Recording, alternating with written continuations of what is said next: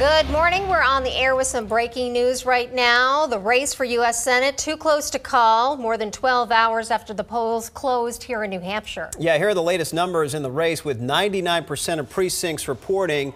Maggie Hassan is about 625 votes ahead at this point. Very close.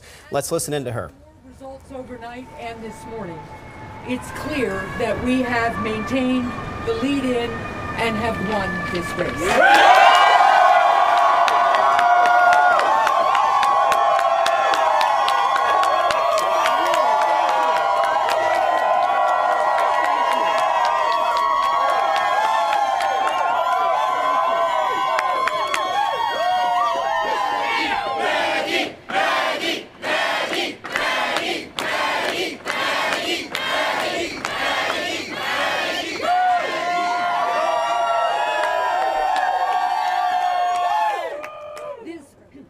This morning, there are only a few small towns left outstanding, and I hope these remaining votes are quickly recorded.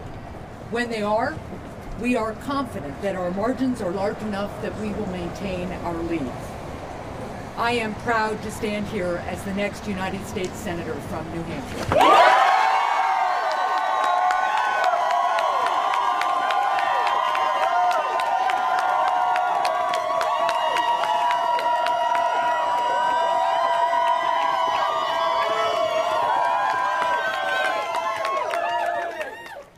It will be my job in the United States Senate to make the best decisions for New Hampshire, to work with President-elect Trump when it is in the best interest of New Hampshire and the country, and to stand up to him when it isn't.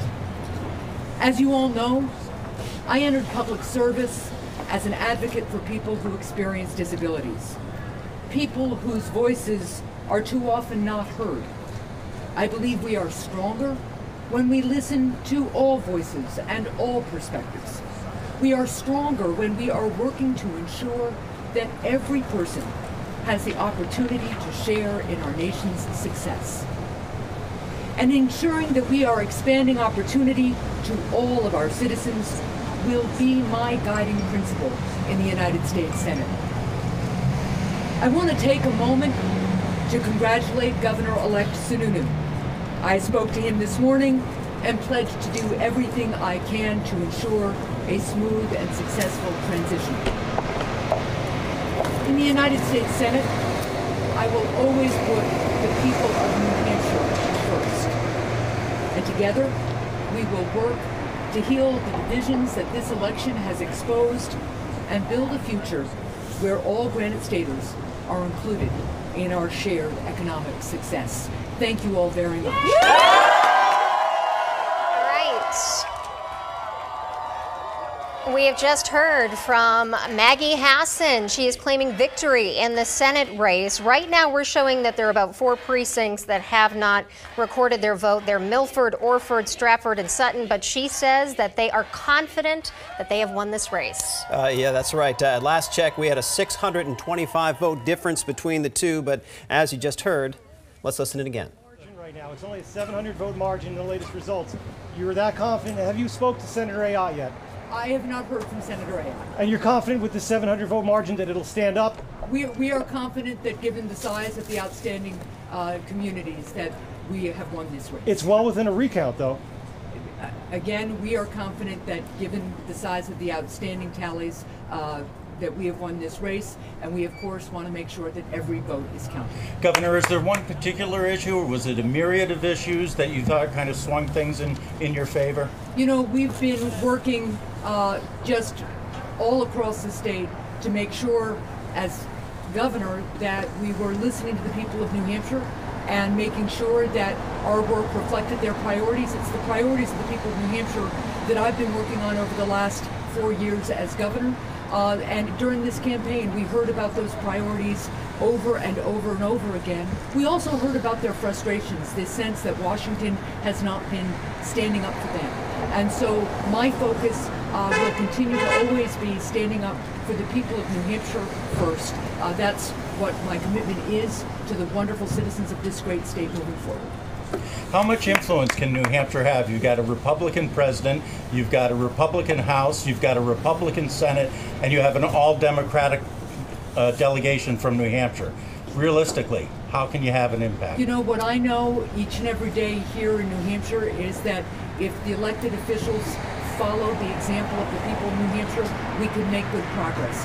That is regardless of political party. The people of New Hampshire solve problems in their daily lives, in their businesses, in their communities every day. And they do it without respect to political party. So that's what they expect of their elected leaders. That's what I'll continue to do. And I'm very excited to get to work.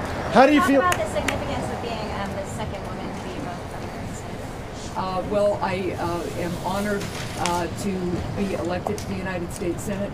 I'm going to be very proud to serve with Jane Shaheen. Thank you. What's the biggest challenge going forward do you see moving under Donald Trump presidency? We know that this election exposed very serious divisions in our country, and it's up to all of us, elected leaders, citizens now, to come together and focus on our common challenges and our common opportunities. There is a lot that binds us and unites us as Americans, and our work going forward is going to be to remember what unites us as Americans and how we can make progress together. Again, just including all of our people in our shared economic success. We have time for one more. Your successor in the corner office is going to be a Republican, first time in 14 years, somebody who was quite critical of you on the campaign trail. How do you feel about that, and how can you work with Chris Sununu going forward? Well, we just spoke on the phone earlier this morning, and we are going to work together on a smooth transition. Again, I think as long as we all follow the example of the people we serve, we're going to do just fine. Great, Thanks, everyone. Thanks, guys. Okay, that is the final word from Maggie Hassan. She says she has not heard from Ayotte. With all the precincts reporting, our station has not declared her the winner, but she is claiming victory in this race. I think that's the headline right here. We have 99% of the votes in. She thinks she has the confidence that they have enough votes, although this race hasn't been officially declared at this point. At last check, though, she has about a 600 vote lead at this point. So she is declaring herself the victor in this. That would make, as Mary mentioned there, you heard in the press conference, an all-Democratic delegation down in Washington for New Hampshire. Right. We still haven't declared who would win the presidential race in New Hampshire, but it's looking at this point that Hillary Clinton will win, so that would be a Democratic sweep for the top races. That's right. And she went right into a speech about how going to Washington as a Democrat, now in a controlled House by the Republicans and a controlled Senate by the Republicans, that she would work to heal the divisions in our country. Right. I misspoke there. Chris Sununu, also elected our governor. She did talk about how she was going to work with him, so this would be a very smooth transition. And she also talked about the election and how it really exposed a lot of divisions in the country and how she wants to work to heal those divisions in Washington. And one word that loomed at that little press conference right there was recount. There is the possibility of a recount when a race is this close. And again, we have not yet heard from Kelly Ayotte, so we'll bring that to you. We're also awaiting word from Hillary Clinton. We're expecting her to speak within the next few minutes, and ABC News is planning a special report when that happens. And of course, we'll have a full update at noon and on our website, WMUR.com.